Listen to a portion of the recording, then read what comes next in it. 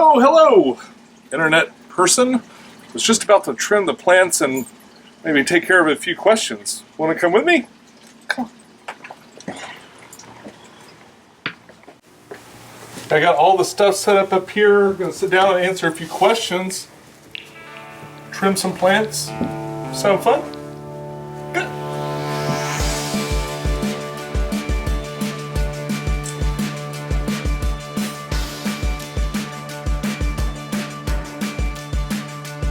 Hello YouTube, this is Pecktec, and today I want to try something a little bit different. I've been noticing, especially like with the video game genre, if you like Scarce or some of those other YouTubers where basically they play video games and then tell you the news. So all the kind of YouTube news, the drama, and all the other weird stuff that's going on. I want to do the same thing, but I'm going to do it with fish. Now this is not new on a fish channel. A lot of you guys present yourself just by kind of showing your tanks and then you talk behind it and that sort of thing. And that's cool too. So it's kind of like that too, but I'm going to just try something different. All right, so I had to do a huge trim on the 55, and I wanted to give away, like, I don't have a tank to put these other plants in. It's growing plants like crazy. I pulled out probably almost as much as I put in there initially to start the thing. So what I want to do is I want to give those away, and I'll tell you all about that at the end of the video. So what we're going to do is you're going to watch me trimming the tank. I'm going to answer some questions from the last video. Also, I think I'll do that. If I do this again, I'll do it differently because I think I probably should have made a temporary video just for questions for this thing. It was kind of mixed with the Ember Tetra questions were kind of intermixed with stuff you guys wanted to know next week. So I actually just went through and answered or replied to just about every comment on that video. So if you didn't get a reply, you're about to. So anyway, what I'm going to do is right now, I'm just going to read this. We're going to go kind of back and forth, show you some trimming, talk a little bit about some of these questions, trim Q&A. Here we go. Okay, so the first two questions are actually from Facebook, but one of them's one I missed from the first time I asked for questions, and one person just replied on the video, which is fine. If you don't know, I've got a Pecktec on YouTube Facebook page that's just kind of real YouTube-y stuff, all the stuff that pertains to this channel. I'm also on Facebook as Pecktec. You know, it's got my name, but you can find it either way. So if you want to know what's going on, I'd like to throw a lot of hints in there for what's going on in the show if you want to kind of sneak peek of what's next. Because a lot of times I'll shoot weeks in advance. I'll post little secret things here and there and behind-the-scenes stuff here and there. And it's a great place to catch up on those in-between days, in-between videos. If you're curious, come find me on there. Alright, anyway, Anthony asked me a question now. He says he's thinking about getting back into the hobby and wanted to know what I liked better between the 6-gallon Edge and the 12-gallon Edge. Which one do I like better? Hands down, I like the 12-gallon better. It's just easier to deal with. And it's easier to get my hand in there and maneuver things. It's still got that same small opening at the top. It's the same in every way. It's just a little bit taller, but that extra volume gives you a little bit more to work with aquarium-wise. And I actually didn't own the 6-gallon, although I do now. My buddy gave up on the tank. He had a lot of trouble keeping it up. He gave up on it, and now it's in my garage, ready to be modified into something else. Coming soon. You also had an aeration question about it having enough oxygen. The fish, I don't keep a lot of fish in there, but they seem to be doing fine. And I don't have any way to measure the amount of oxygen that's in there, so I couldn't tell you if it's like a lot less than your typical 10-gallon or not. This is from Seth Adams. Question for the Q&A: what types of freshwater shrimp could you keep together without worrying about them breeding? That's very interesting. See, I only have one kind of shrimp right now. I've tried to keep others, but they actually just never procreated and eventually passed away. If they're from the same family, but they're just a different morph, those things can mess each other up. So, like, you can keep, like, the cherry red shrimp with the bee shrimp, for instance, because they're kind of from two different families, okay? Color morphs will just kind of interbreed, and they just mix up both the lines. You might come out with something neat. More than likely, you're just going to kind of muddy the water there, and then if you were to hand those off as one of those kinds of shrimp, it would just kind of go on and on. You know, if you ever want to give them to a friend or pass them along, you want to kind of keep them pure as you can. Jody Oliverson, I think. Jody actually asked, basically Jody asked about 3 different questions. So, what types of tools work best for trimming and planting? I use some ones that I just got, actually I went to Amazon and picked them out and then sent my wife a link and said, that's what I want for Father's Day. And that's how I ended up getting my tools. There's some really good sets. They run about 20 bucks or so.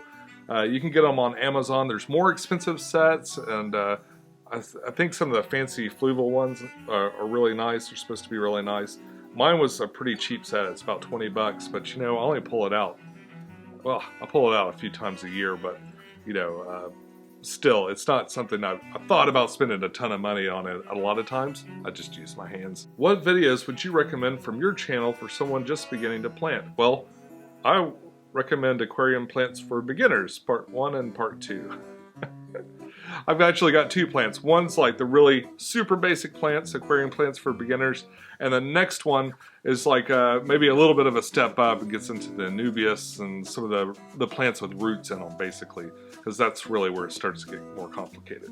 If I go to a local stream and pull out interesting rocks or driftwood, do I need to take precautions before putting them in my tank? Well, yes, you do. Yes, you do. You're probably going to want to boil anything you bring from the wild in, or you can cook it in your oven for, I think it's 10 minutes at 350 degrees, something like that. Well, I don't know. I've never done that, so I haven't tried it, and thus don't know off the top of my head, but I know that you can bake aquarium items to kind of get them clean. It seems like I did some research when I was doing the dirted tank, because I mean, it's like red clay. Half the ground in Tennessee is red clay, so I thought, oh, maybe I could just dig it up, and you can dig up the dirt in your yard and bake it and stuff and then end up putting it there, but I thought it was simpler just to kind of buy some that I knew was clean already. But yeah, if you pull stuff out of the river, you just might want to cleanse it. You want to give it a good cleansing before I put it in the tank. I'm sorry, I can't pronounce your name. Here it is. Have you ever discussed or went over everything you use to make your videos, from the cameras to the editing software? Well, sort of. The stuff I use, like I use these 2 Sony cameras to start with, and you can kind of see those in other interviews I've done with other people and stuff. But the new stuff that I've used, like in the past few years, because I'm a YouTuber and unboxings are great kind of across the board for, you know, all kinds of audiences. I've done unboxings from my newest stuff. So everything except for the microphone, which I just got for my birthday, everything but that pretty much I've unboxed this year. So I got the Canon 70D, and I got a Hero Session, you know, a little tiny GoPro Hero Session, and these 2 older Sony cameras that I've used for quite a while. For software, I have a Mac, and I use Final Cut Pro to put all my stuff together. I've got access to Premiere and maybe a couple of other things. I've just been too lazy to like learn something new. It's like, oh, but I just don't want to start all over again with Premiere or anything like that. Da Vinci Clown wants to know about heaters for his Fluval Edge 12-gallon. Well, let me tell you this about heaters. Usually a heater, like what wattage is appropriate, it really depends on how cold the surrounding environment is. Now, if you get a heater that's matched to your tank, it's made to bring up the heat, and like usually it'll say this wattage is appropriate for up to this many gallons, right? That notation that most manufacturers make, get the temperature of your tank up about 4 or 5 degrees over ambient room temperature, okay? But if it's already really, really hot in there, you might not need very much of a heater. And if it's really, really cold, you might need more of a heater. So that's really kind of depends on your environment. There are even areas within your house which might be warmer than the other. So what might work just fine in one room might not be enough in another, or be too much. So, well, I say too much, but I guess they'll just turn off, right, if they're not working. Heaters do have a tendency to blow out. So, and what'll happen is usually it doesn't know when to turn itself off. It'll just get hotter and hotter and hotter and hotter. So sometimes people say it's better to get 2 small heaters and let them just kind of work off each other than a one big heater, like if you ended up with a bigger aquarium one day. Whatever heater you get, just be sure that you put it in, you set the temperature, you go back and check in 24 hours, see how it is, then do 24 hours from there, make sure, or you know, every 12 hours after that, go back and check that thing and just make sure it's where you expect it to be. If it's nice and stable at the temperature you want, then it's fine. But I think ideally you should set up the heater before you get the fish in there. So maybe that's not a big deal. If you've already got fish, you can try it out in a bucket or something else just to see how it does. Jacob asked me, have you ever considered setting up an African cichlid tank? Yeah, to some degree. Now, I really like a peaceful aquarium. I don't want my fish to be all fighting with each other, and a lot of the African cichlids have water parameters that I can't really reproduce. I mean, they want a really high pH, and yeah, I know what I need to do to kind of add things to my water to kind of get it up enough. And then if I'm just real consistent with it, I think they'd be fine. I never really wanted to go to the trouble. I really like smaller fish anyway, and they tend to be a lot more chill. One thing I really don't want in any of my tanks is like some kind of battle royale going on. I get really annoyed when my fish are chasing each other around, and that is what will drive me to move them most often. I like for everything to be nice and chill, everybody to be cool with each other, and not have to deal with that kind of drama. I don't need any extra drama at all, ever. Darla asks, I know this is a really basic question. What do you think of African dwarf frogs? Have you ever had any? Yeah, I've had them a couple of times. Sometimes they're great companions for bettas if both of them are sort of tolerant of each other.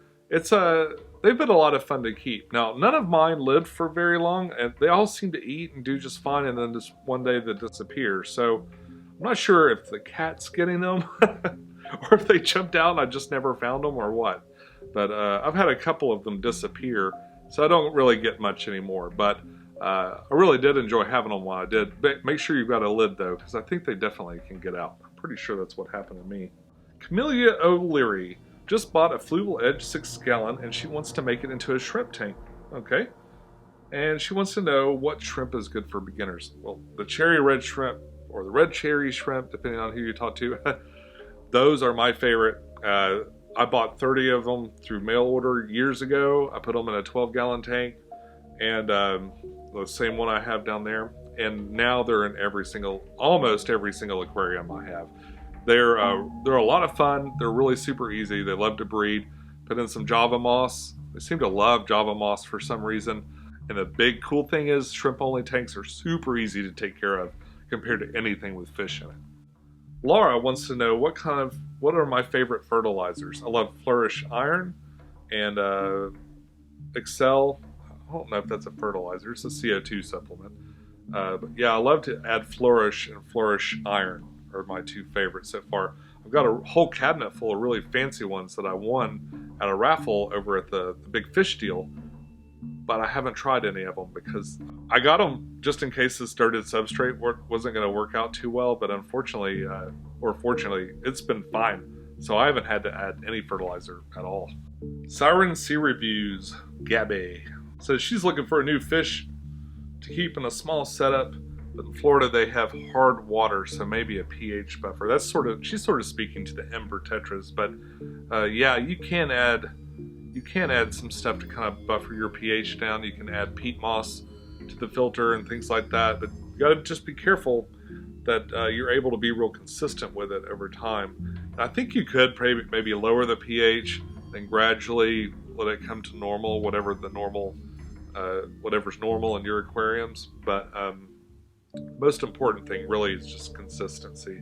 So once the fish get accustomed to whatever they're going to live in, just make sure you can keep it real consistent. Sometimes like adding crushed coral and your substrate to make it harder, that's something that's kind of always there and you don't have to maintain real well. It's going to just keep working and working and working. Now, I don't know about adding peat under the gravel, if that'll just work indefinitely or if you have to change that ever so often. I've never done it, so yeah, you might have to just make sure whatever you do, you can do consistently. Neon Tetra Aquarist asks, do you feel it necessary to give medications while in quarantine, whether or not they show signs of disease?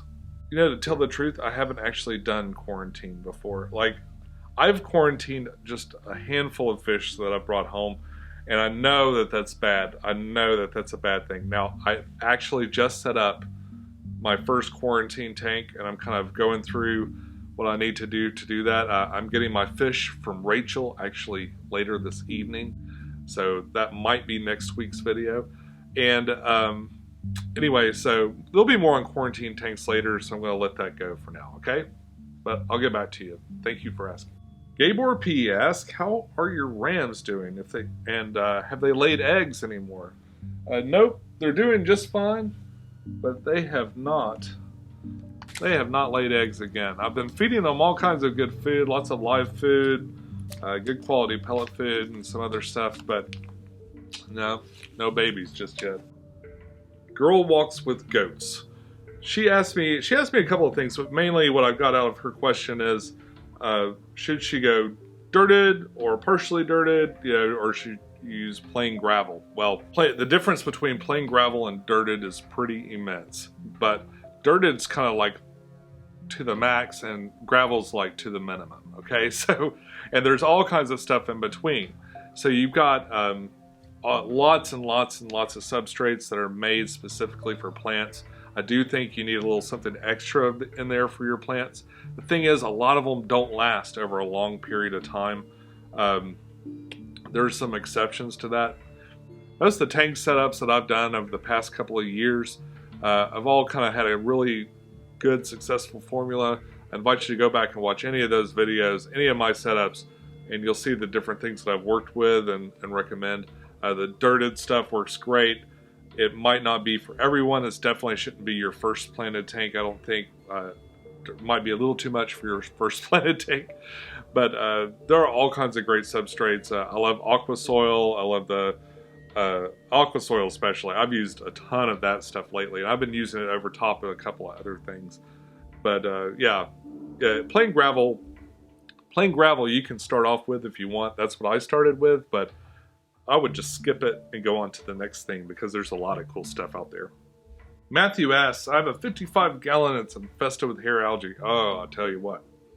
It says he can pull it off the plants, but how do you get it out of the gravel? Oh, that's tough, man.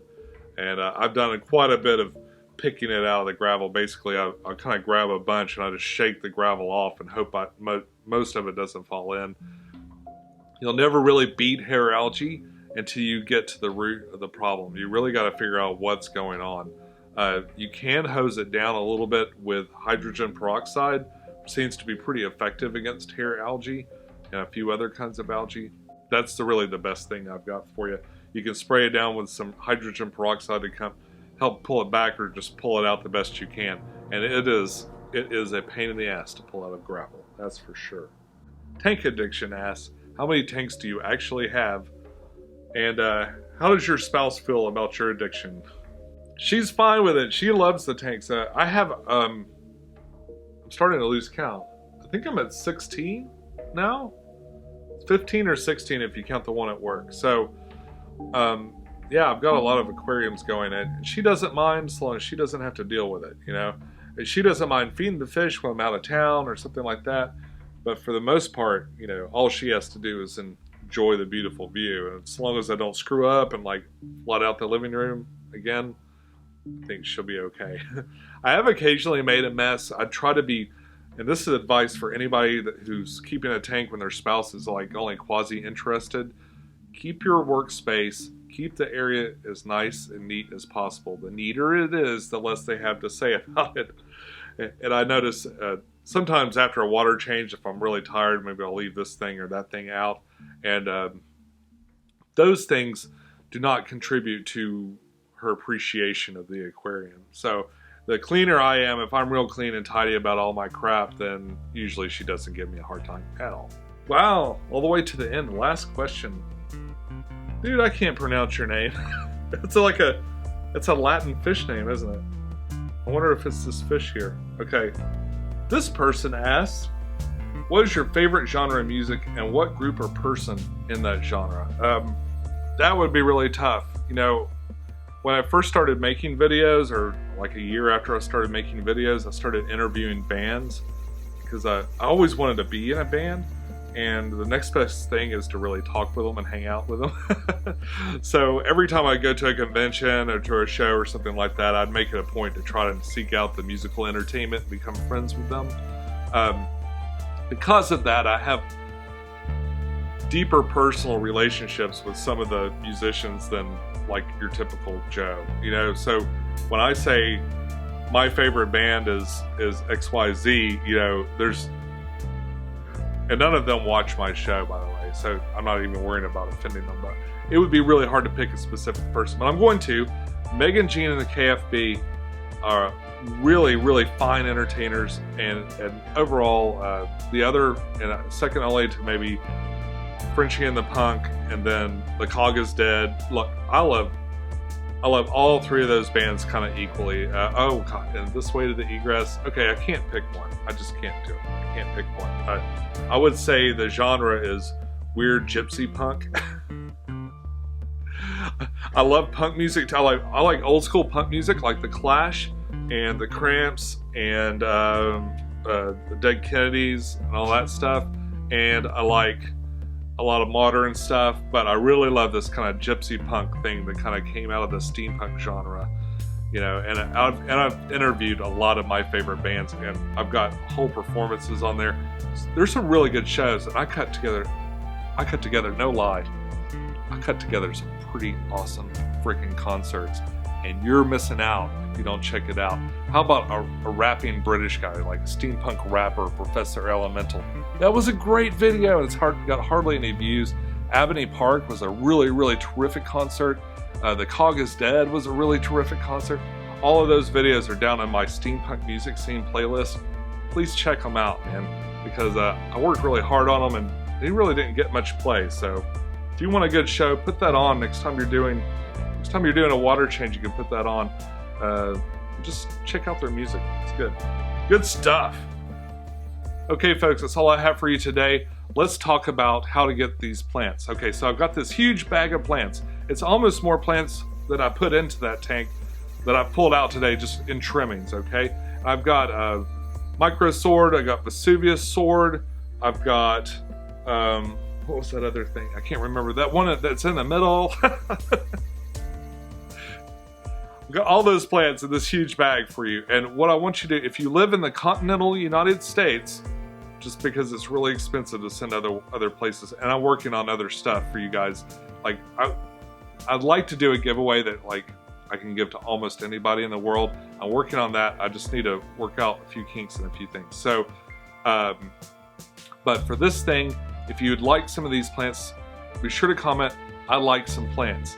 Everybody that says they want some plants, or say it however you want. If you indicate that you're interested in the contest down below, I'm going to reply to the winner. I'm going to cut all those names out, draw them. I'm going to reply to the winner with instructions for how to get yours. And I'm going to mail them out. I'm going to try to mail them out by Wednesday of this week. So I'm getting them all packed up and ready to go. I'm not going to come in that big bag like that. I'm going to get them packed up nice, and they'll be ready to go. And you can win. You can win. That's a ton of plants.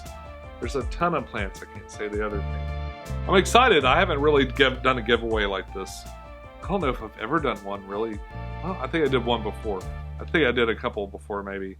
But it's been a long, long time since I've done a giveaway. So I'm excited.